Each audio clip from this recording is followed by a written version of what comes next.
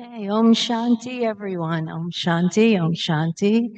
And welcome on this rainy evening in New York.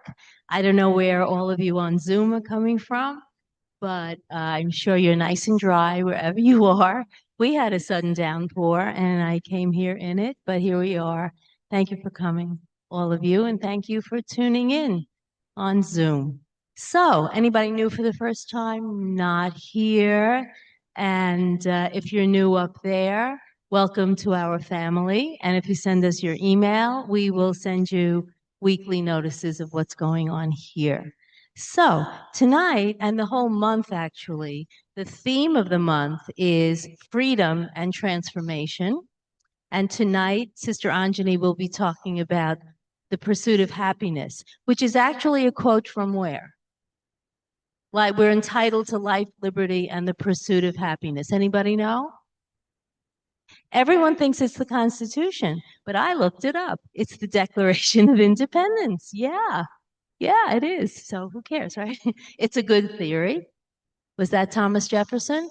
Was that his brilliant idea? I think. Okay. So we have goals.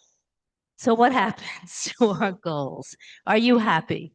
I know that 20 years ago, when I first went to Peace Village, and I didn't take the course until almost 11 years ago. But I know that what was going on in the outside world, what was going on with other people, dictated my moods. It really did. And I was happy if the kids were happy. I was happy if the husband was happy. Something shifted for me, honestly, by coming here. Something shifted for me. Yeah, what what used to make me anxious? I guess we can say the ego is an umbrella, right? It was fear of failure. What else? Anxiety over things not going my way, losing patience for whatever. But I was always haunted by either the future and anxious about that or the past, worrying about, what happened and will it happen again or whatever. So here I learned to put a full stop. We call it a period, a full stop when that negative thought comes. But how do we get over being unhappy? And that's what we're going to talk about tonight. She didn't sneak up on me yet. It's always that empty chair that. So, what do you think? How can your spiritual pursuit, and you're all here because you are very knowledgeable about being spiritual human beings, not just creatures with five senses, right? How can your spiritual practice make you happy? I just want to throw that out there. What do you think? What's she going to talk about? I don't know.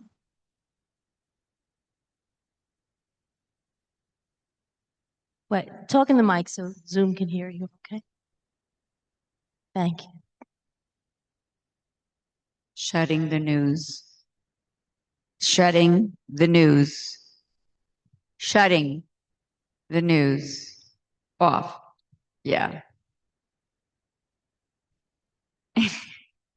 Sitting in silence or classical music or in nature. So sometimes when I'm sitting in silence, those are very good. Silence is my enemy sometimes because I need to fill it with chatter because that's what the mind does, you know? So I can try real hard and I can should myself. I shouldn't be thinking about, I shouldn't be watching, and I don't watch the news. And I'm on a need to know basis, and my husband will fill me in at the end of the day. I can assure you. He'll tell me the next wrong thing that so and so did and whatever. But to not be eaten up by it, to let it just pass over is what I've learned here. It's what you've learned here too, right? Anything else that helps you, you think, well, it's peaceful, right? The whole idea, and I hope we reinforce it every week, the whole idea that I can sit still, click off the TV in my head, not the literal box, the TV, the screen, but click it off. And even if it's temporary, I can establish new neurological patterns in my own brain that reroute it and will be automatic new habits. So, there she is. Got me. You always get me. Anyway, we'll see what our beautiful sister Anjani has up her sleeve. Okay. Thank you for coming here tonight for us. And I'm very, very anxious to hear what you have to say. I'm Shanti, everyone. Om Shanti. Good evening. And a happy, happy day to all of you. Everyone is happy? Yes? Louis just made you happy? Yes. Talking about happiness just made you start feeling something else happening inside, right? And this whole thing of pursuit of happiness, but really freedom. Everyone likes freedom. Do you feel you're free? Pause for a moment. Am I free?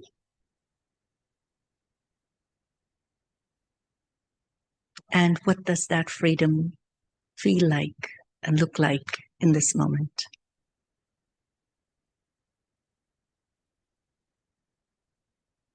And this country is pretty big on freedom, right? Very big on freedom, or that's how our ancestors used to see it. And this land of freedom. And so when I think about freedom, I think about my thoughts. I think, how much am I a master of my own thoughts?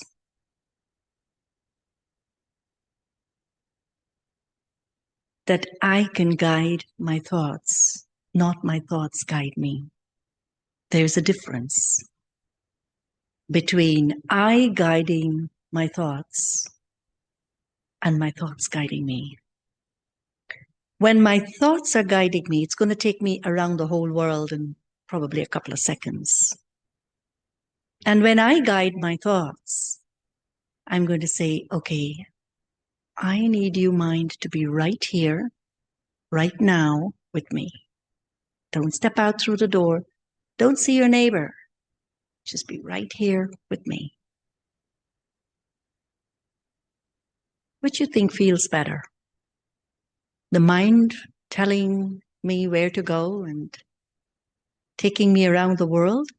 Or I'm able to say to my mind very gently, lovingly, sweetly, just be here with me and don't go anywhere else. And your mind listens to you. You might think it's impossible. Is it impossible? What do you think? It's impossible? It's not. Why it's not impossible?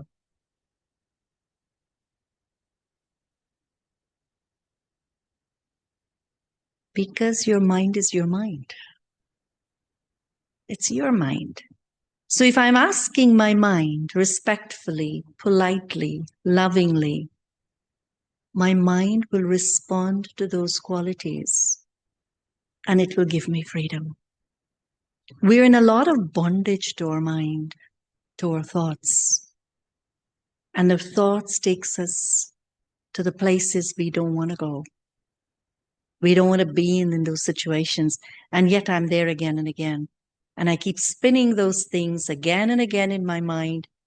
And yet I say, oh, I am free. So what is it that I'm free of? Because the first bondage actually starts from inside of me. And then we have all the external things that plays out that we feel trapped in. And I've seen that sometimes there are people who are going through situations and it's really a big trap and can't see that what you're telling them to help them to become free from that, they think you don't understand them because you're not seeing or accepting their bondage to be their bondage, which they want to stay in. Am I making sense? One wants to stay in that. So they are not seeing that they can become free from that. So they want you to accept them, to stay in that bondage. And I said to someone today, I said, I understand you. It's very challenging. It's not an easy journey. But can we look at it another way? Can we see the scene in a different way? And it's very interesting. It was just a very sweet dialogue. And then he started to become quiet and started to see, where is it that I'm taking him on this journey? Because the journey of his life is no good relationships, money, health, everything is falling apart. And you're still hooked to all of those things where you stay in that. It's not going to help you. You need to be free. And yet you can't tell anyone, okay, become free. Doesn't make sense to them. But how to have the conversation to help someone to see and understand that that which I'm repeating again and again, which is giving me sorrow, which is giving me pain, is not going to allow me to be free. I'm caught in this. And so I realized that I have to spend a little bit more time with the soul to empower the soul to recognize his own strength. Because it's when one recognizes their strength, recognize the capacity they have inside of them, they would be able to set themselves free from what they're holding on to. Or else that's my support. My support is to feel sorry for myself. And so I was really looking at freedom from one's everyday life. One is the freedom of the country gaining independence, which was a very big thing. 250 years anniversary. Congratulations, everyone. And where are we today? Are we free? Externally, we became free from certain things, but internally, souls are in the heaviness of the bondages of life. And so where would one get happiness from? So if the Declaration of Independence is pursuit of happiness, how would that come about? How would I become happy? How would I become happy? Because it's life, liberty, and pursuit of happiness. Life, liberty, and then I pursue happiness. You know, I was looking at everyone who came into this country as immigrants. Why did they come here? Go back even from the very beginning. Everyone came because they think this land will give them a better quality life. Okay, some haven't used it in the best of interest, but that was one of the reasons they think coming here will definitely change their lives and give them something more to live for. In their own countries, they had, but it was not enough. So let me go to this land of United States of America, and I can create a better life. And you know something, I look back and I see that the many, many people that I know who came for that reason, they had to work harder in this country than they worked in their own country. harder. Even up till today, when I think of how many hours everyone is putting into a job from morning until night, and the extra hours or the extra jobs that one does, 2 jobs, some people do 3 jobs. It is to create happiness. But in the process of creating happiness, it's as though sometimes there is no life. But it was the pursuit of happiness that brought them here. That I'm going to find what I want. And to find what I want, okay, 1 job is not enough. 2 jobs, 3 jobs, and sleep for very few hours. And look back into their own countries. Those who are there are like living what kind of life I would say? A layback life. Now, what is happiness? So, all those souls who have come in pursuit of happiness, they had to have determination. They had to have courage. You know, when I hear stories of some souls who have entered this country through the back door, it's really not a small thing. Very, very challenging situations. Why? To go through the difficulties was not only happiness for themselves, but they were seeing happiness for their whole family. That I want to give, I want to make sure everyone is happy around me. And so they put themselves through a lot of difficulties so that they can have what one calls happiness. I ask myself, did you come to United States because you were pursuing happiness? Was I looking for happiness when I came here?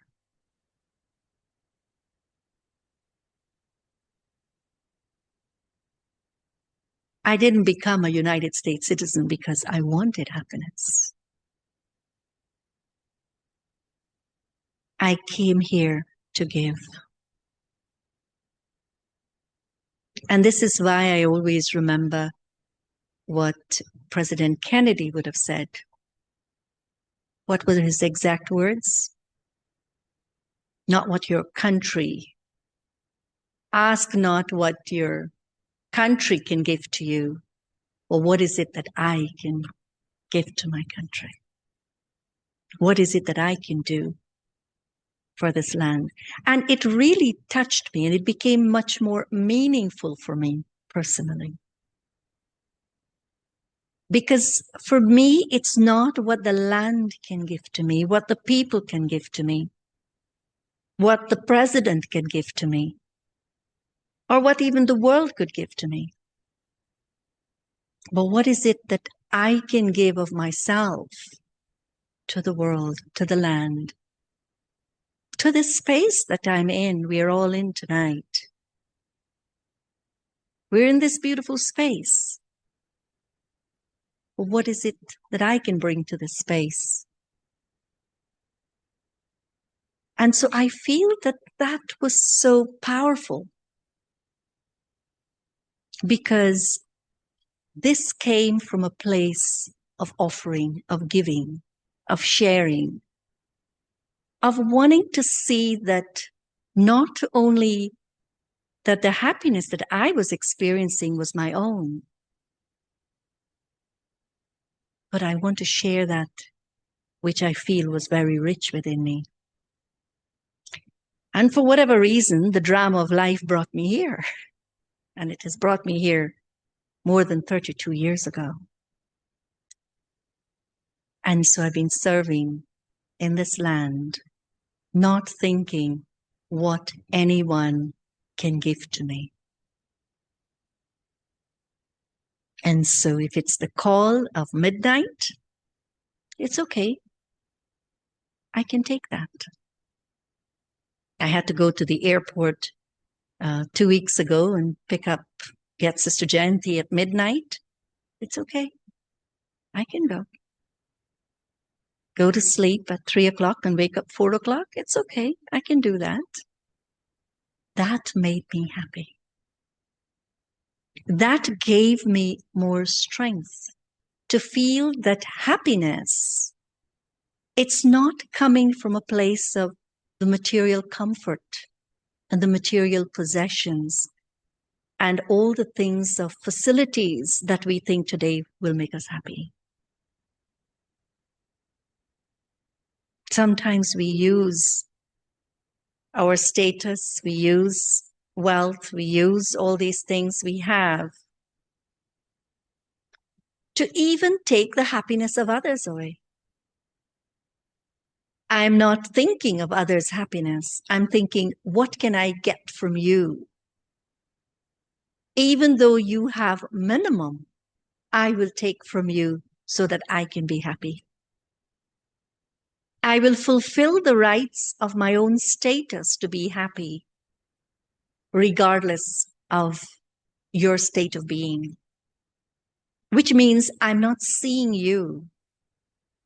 I'm seeing only what I think I want. I'm seeing my own needs. I'm seeing to fulfill my own discontentment. And this is why you would see in life, you have one and you say, I want another. And I want something else. And I want something else. And there is this thread of desire that keeps on trapping me and holding me and binding me and thinking that all the things and the people of the world needs to make me happy.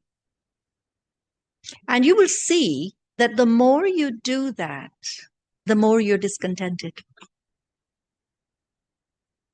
The more I'm moving to a place where I'm moving far away from happiness, actually. And so happiness becomes meaningless. And so when I am with people, I think they have to give me happiness. And so we look around in life and really just step back and look at life. Look at your own life. Look at the life of all the busy people, everyone out there moving and trying to shake the world for happiness. It's like shaking the world for happiness. Are they happy? And that's the question we have to ask ourselves, that we're doing all these things, but are we happy? Am I happy?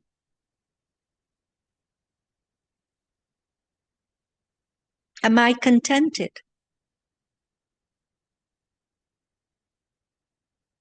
Do I feel fulfilled?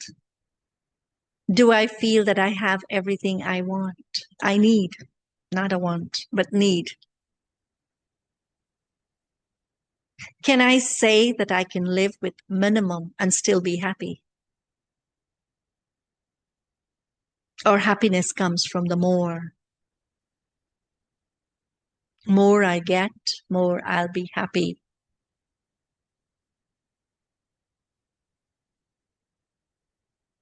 And so what is true happiness really? Where is that going to come from? Do I think that I'm going to wake up and say I'm happy and I'll be happy? And I have a lot of disasters around me, a lot of situations around me, practical day-to-day life situations that people have to live with. I just met someone before I came up. Yeah, a mother who has 3 children. One of the boys, 26-year-old, in his sleep, he was gone a week and a half ago. The soul left the body. He died. The mother had to in the afternoon, coming back from work, finding the child, hand like this, and he's gone. Now, what will come to the heart of the parents will be sorrow, intense sorrow. A month ago, it's the same scene. I went to a funeral of a young boy, 27-year-old, again, just fall like that and gone. And so look at the extreme of the things that's happening, that's creating sorrow. But going back to this person I met a bit earlier this afternoon,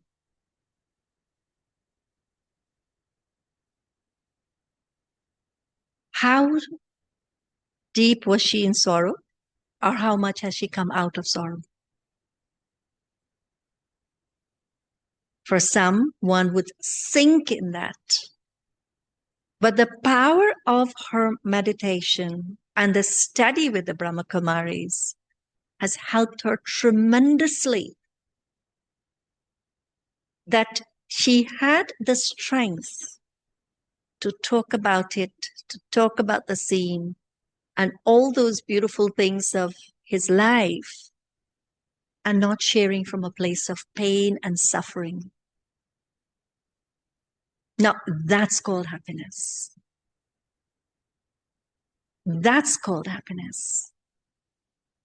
Because my heart is not consumed by the scene, but the heart is consumed with, let me give to the soul who was in that body, let me give to that soul so that that soul can be peaceful and happy and move on its journey. We have a choice of how we want to see things and the direction we want to go in. And so different scenes of life will present itself in front of us, and we will have to choose. We will have to come up to a decision. What do I do here? Do I move where the scene is taking me? Or do I pause and say, hold on, let me wait, pause for a moment. Can I take control over myself and decide for myself, how is it that I would like to feel right here, right now? And I was really appreciating that mother, because the scene that I went to a month ago, horrible. The intensity of sorrow was like the room was just full, that vibration, that energy of sorrow. And here I'm seeing two scenes of the same kind. And here is another mother who's same age group of child who has left. Well, what was her state of mind? And what was the reason that this mother could deal with this and the other family, they were devastated.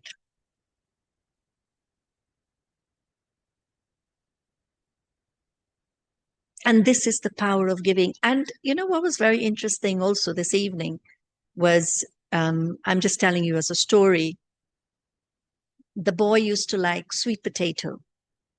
And so what we generally do is make some, whatever we cook. And today is Thursday, and Moini Didi, we say we offer to God. So the mother brought the sweet potato, and I said, okay.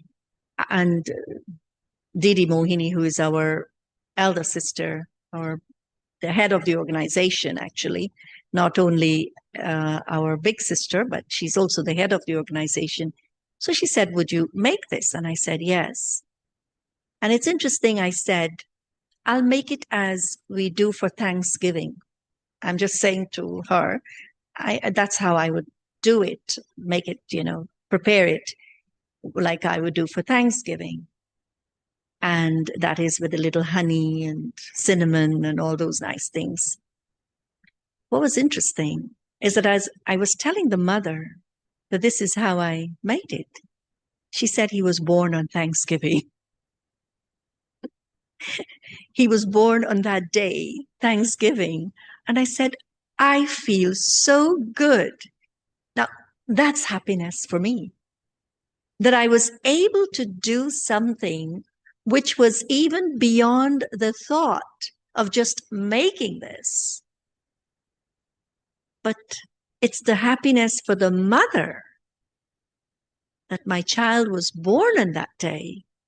This was something he liked, and he got that. And I had no clue. So these are the things of happiness. When you can do something that is beyond condition, beyond thinking, beyond reasoning, beyond your own self, that you're thinking from you, and you can just think of someone. And what does that bring for you? What does that give to you?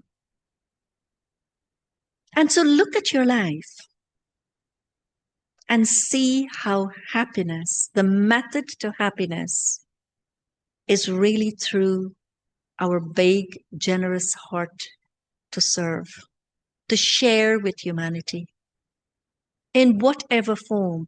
Just think that the small things, the big things, let me serve, but not serving for a return, but serving from a very pure place.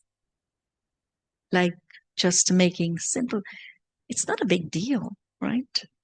Very small act of doing something like baking the sweet potato. But it brought me joy to just learn that this boy was born on that same day of Thanksgiving. And I was saying to Didi, I will make it as I do on Thanksgiving. So happiness is a state of being. It's contentment. It comes from a place of being really contented. I have. Never tell yourself, I don't have. If you tell yourself you don't have, then what do you think will happen? You will not have. Because I don't have. Tell yourself, I have. And I have everything I need. And when that thought, that pure thought will come from that place that I have everything that I need, it's an energy that is being created internally in the soul.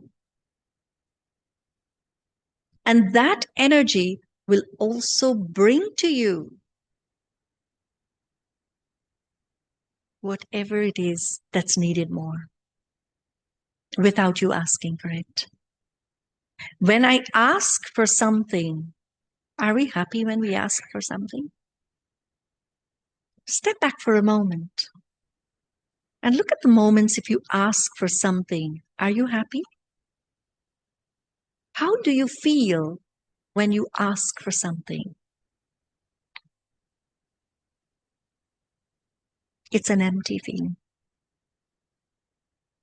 It's pretty much an empty feeling. Really, I'm allowing you to pause and really look what's happening with your own thoughts, with your own feelings. If I have to ask for something, I ask once, I ask twice, and I keep on asking, how do I feel? It will never make me happy. Even if I get it, I will still be asking again. And so I have to find a way of never to ask. Because asking doesn't bring happiness. Asking means it's like a form of begging. I need it. I'm empty. And that could go across the board for anything. But how can I find the strength within me? How can I find the qualities I need within me that those qualities will also attract what the soul needs. That also happens because it's a pure energy. And that pure energy definitely has to bring it. And the next thing is, whom do we belong to? So I am a soul. We look at the needs of the body and the needs of the soul. The needs of the body is completely different than the needs of the soul. The soul, when I'm in the awareness of myself as this beautiful light, I'm peaceful. I'm contented.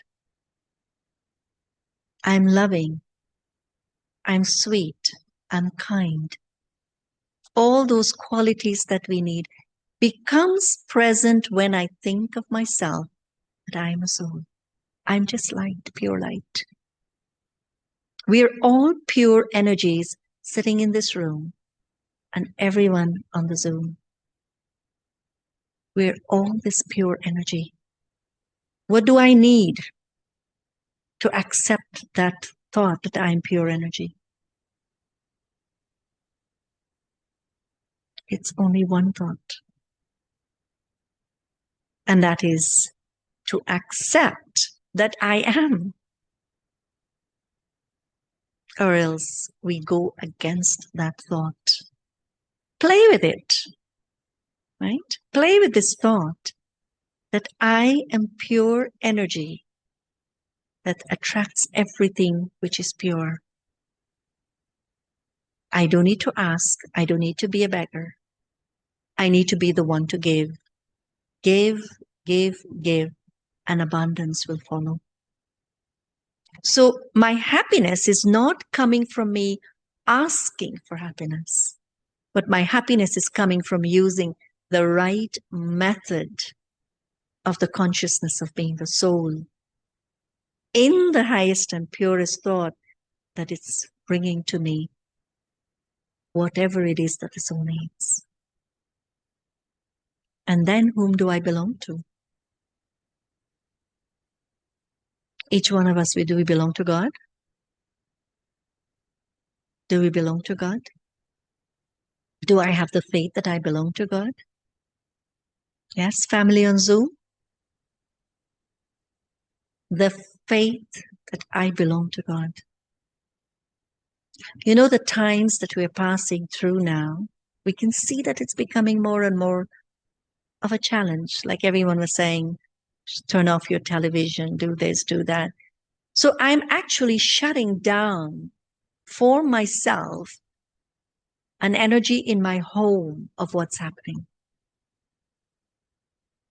But the energy is all around in the world. It's all around us.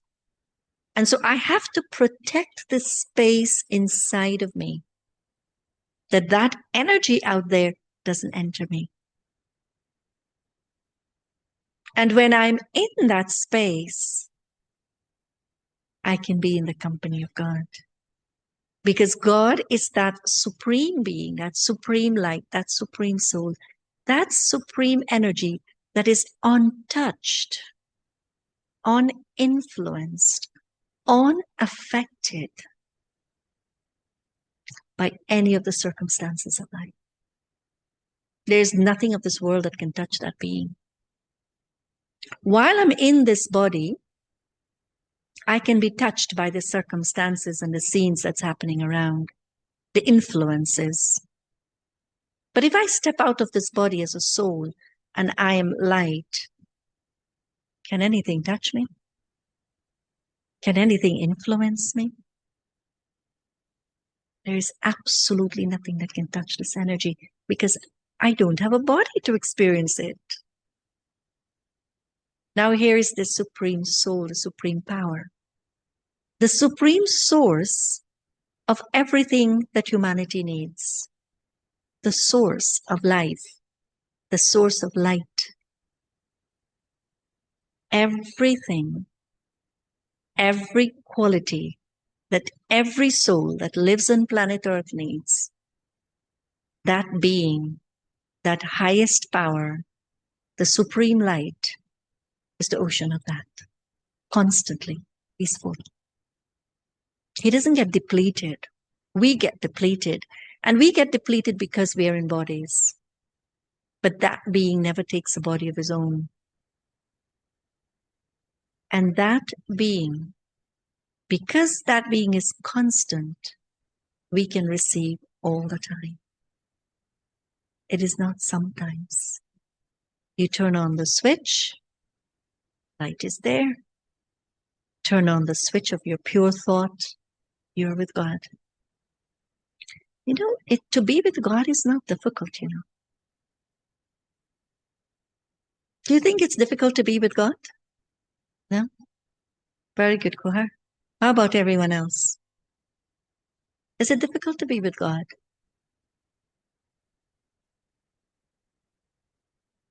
Give her the mic to speak in it.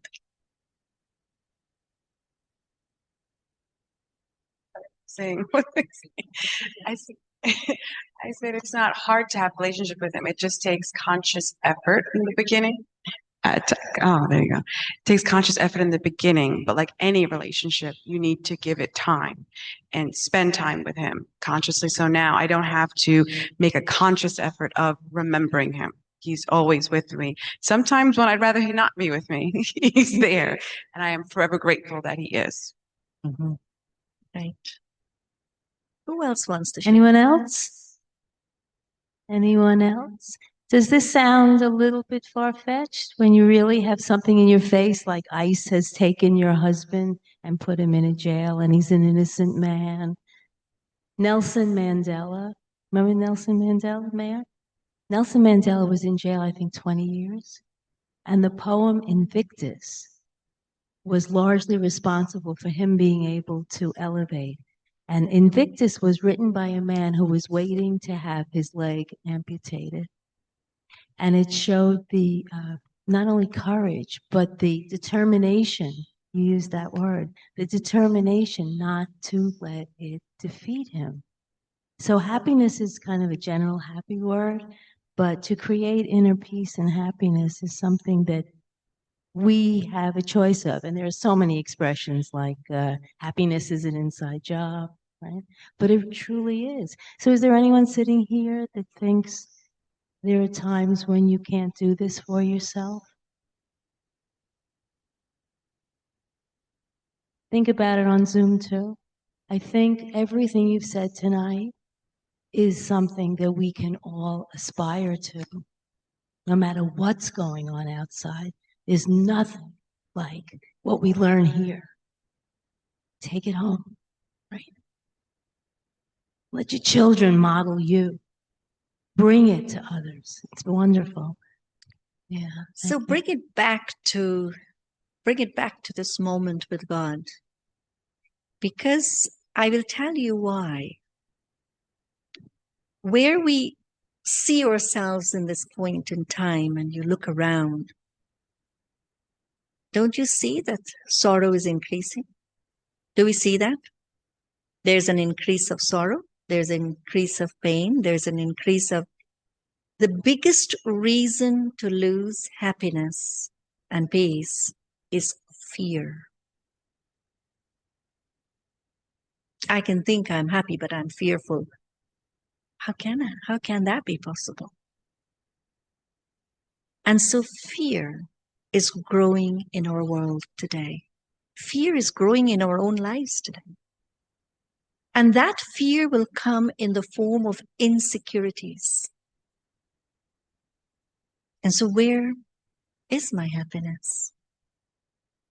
And so for me personally, I tell myself there's never a time in my whole life that I feel I need God like I need him to be with me now. Yes, I love God. I'm on this journey for about 43 years now, meditating, studying, enjoying what I'm doing, serving and all of that. But you know, sometimes you can play a little game and be a little slow in it. But I feel the times we're in I feel that this company of God has become one of the most important things. And it's not important because of me alone, but because when I look around the world and I see my brothers and sisters, and I see my world family, the earthquake in Venezuela, the floods that's happening and just taking everyone's property away, or tornadoes just sweeping the earth. So many natural disasters, the wars that's happening. I don't have to list the things that is creating havoc over in the world. Human beings have become, it's like short circuit, fuse blow very fast, impatient. All these things are happening. AI is doing so many things out there, good and bad both. Now, if all these things we're surrounded by, who is going to be my strength and support to hold me strong in these times? Because what I'm holding on to is I would like to have a very peaceful and happy life, regardless of what's happening. Some people think if others are suffering, well, I need to suffer with them. Then that's humane. That's called being.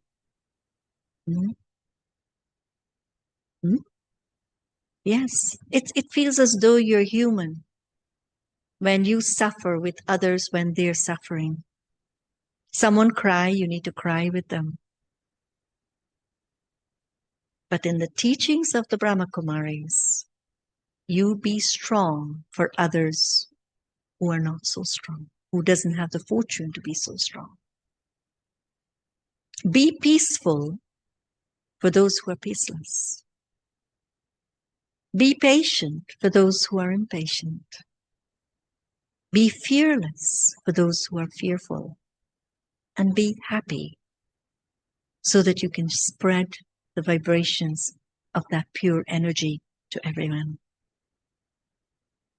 And so I would say to everyone, family on Zoom, and us sitting here in this room,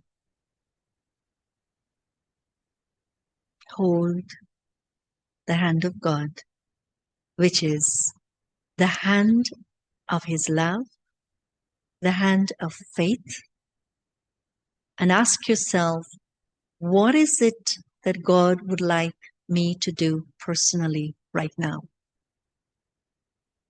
to make my own life a life of happiness? Ask yourself, really put some very interesting question out there for your own self. We can ask others questions, but let us ask the self some questions.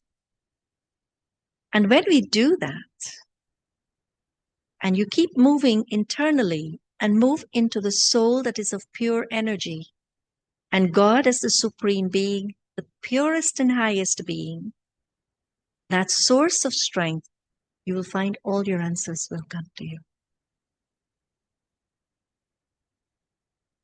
And so I would like to say to my family tonight, take whatever you need from that highest source. I must never do that which will create sorrow or hurt the hearts of anyone.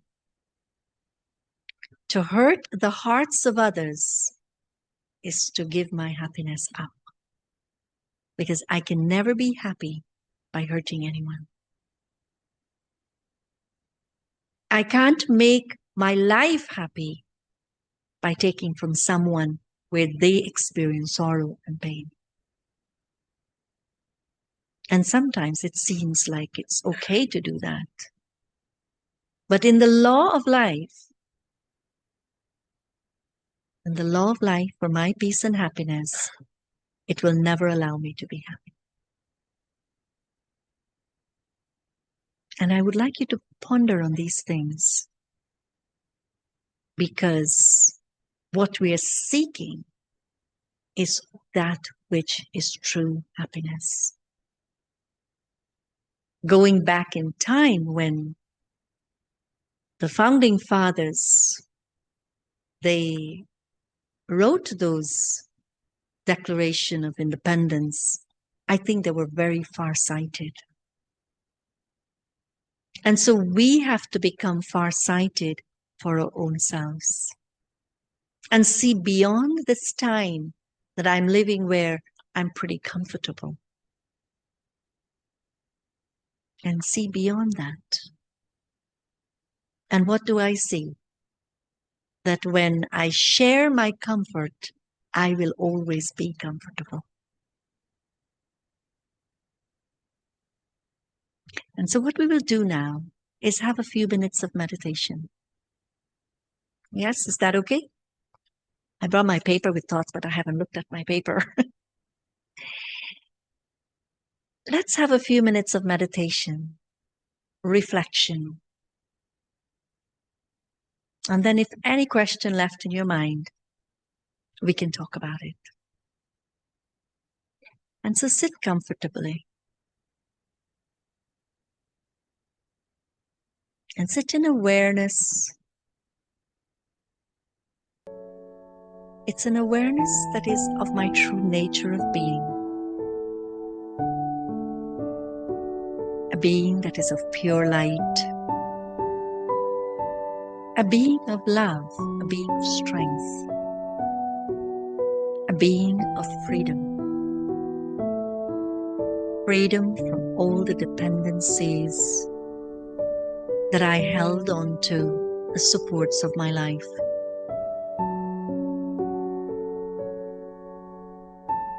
And I've watched how those supports fell apart. And when those supports fell apart, my happiness also fell with it. I lost my happiness. I lost peace. I lost love.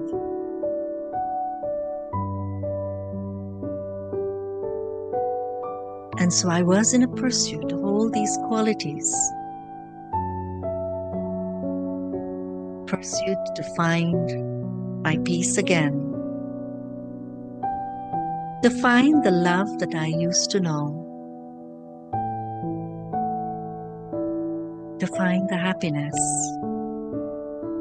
that is not dependent on people, facilities, status, titles, on anything that which is physical. My happiness is from the heart that is true, the heart that loves to give.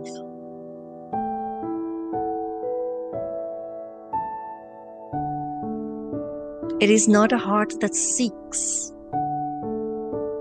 but a heart that shares.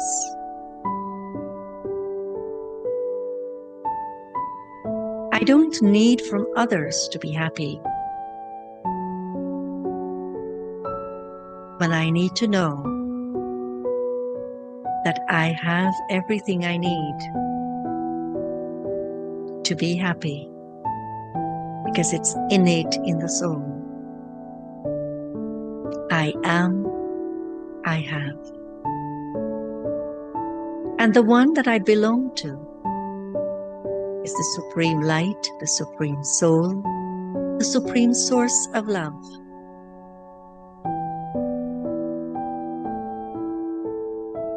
And I can feel the rays of God's light and love, removing the dependencies and filling strength in the soul.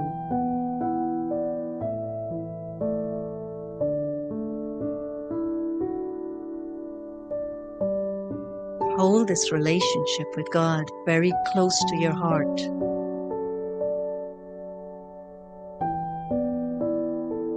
It is a strength that will never deceive you.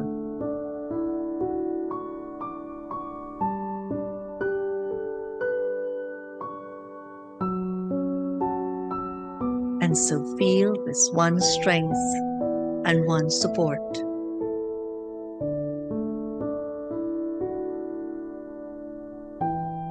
And then look at the circumstances of life. And then make your decisions. Make your choices. I am not responding to the choices from an emotional place, but from a place of strength.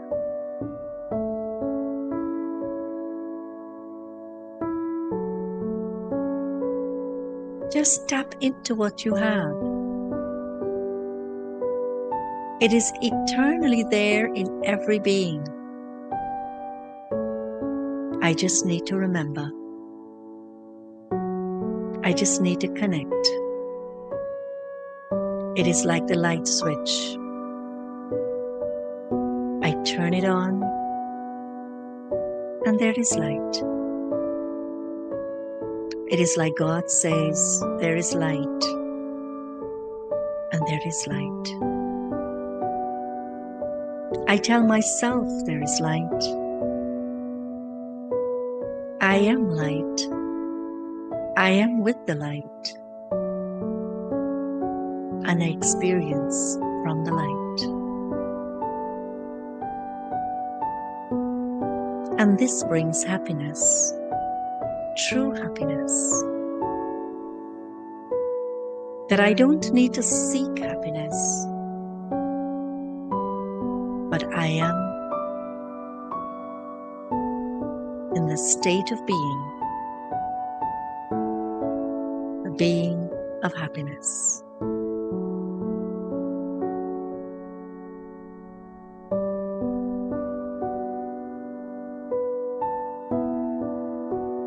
Let me observe my life and choose to take another step.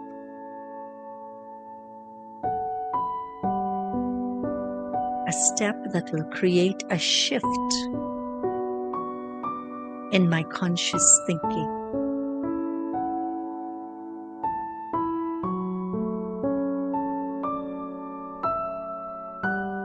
And so let that shift happen right now. It is your mind. It is your life. Make that choice right now, in this moment, to be what you would like to be.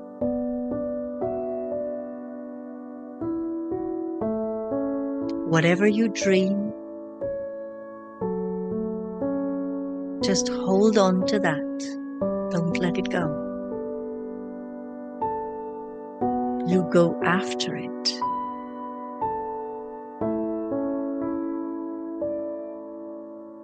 And you will never allow anyone to influence your thoughts, because they are your thoughts of determination. They are your thoughts of strength that will create a better you, a happy you.